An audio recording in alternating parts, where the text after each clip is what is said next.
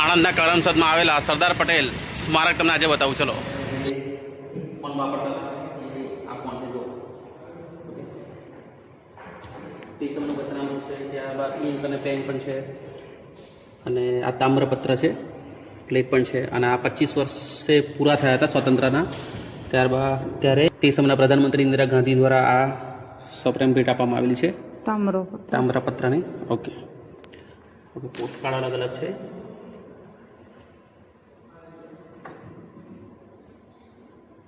Important વેલ્યુએબલ્સ બધી item છે, જૂની સંગ્રહ કરેલી. આ બહુ જ ઇમ્પોર્ટન્ટ છે. જો ભાઈ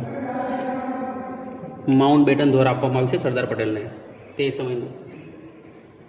હાલમાં પણ સંગ્રહિત કરેલું છે. જુઓ આ સાલ પણ ઇમ્પોર્ટન્ટ છે કે જે આપણું કોન્સ્ટિટ્યુશન ઓફ ઇન્ડિયા, ભારતનું જે બંધારણ છે તે સમયે જે સહી કરવાની હતી અને સહી જે કરી તારીખ છે 24 જાન્યુઆરી 1950માં.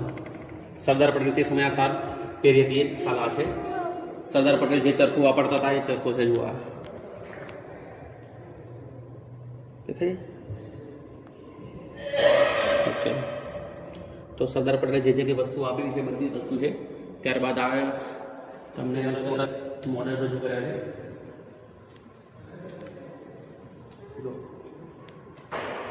સરદાર પટેલે કયા કયા સત્યાગ્રહ કર્યા હતા, જ્યાંથી સ્ટાર્ટ કરી હતી તે બધી જ ડિટેલ અહીંથી આપેલી છે. ખેડા સત્યાગ્રહ છે, મોરસા સત્યાગ્રહ છે, ઓકે, બારડોલી સત્યાગ્રહ છે, એ બધા જ આખી ડિટેલ આ પિક્ચર્સમાં તમને આપેલી છે. ત્યાં વિશે જોવા અને ફેમિલીનો ફોટો છે. ત્યારબાદ અલગ અલગ બાળપણથી લઈને આખી એમની જે લાઈફસ્ટાઈલ છે અને આખું જીવન દરમિયાન જે એને કે સ્વતંત્રતામાં ભાગ લીધા છે, જે એક્ટિવિટી કરી છે બધી જ એક્ટિવિટી તમને ચિત્ર સ્વરૂપે રજૂ કરી છે. ઓકે. બીજી સાઈડ જોઈશું આપણે કઈ વિઠ્ઠલભાઈની પ્રતિમા છે, એમના ભાઈ. આ વિઠ્ઠલભાઈ પટેલની શબપેટી છે. તે સમયે એમનું દેહાંત થયેલું ત્યારે એમને આમાં રાખવામાં આવ્યા હતા. જો બાજુમાં તમને અલગ અલગ પ્રકારના પુસ્તકો જોવા મળશે.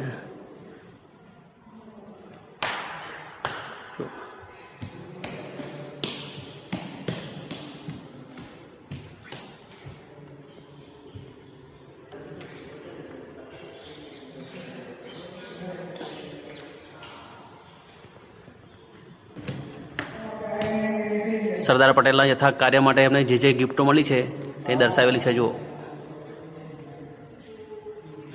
સરદાર પટેલ આધારિત 10-15 મિનિટની ડોક્યુમેન્ટરી છે, જોઈ લઈએ પહેલાં.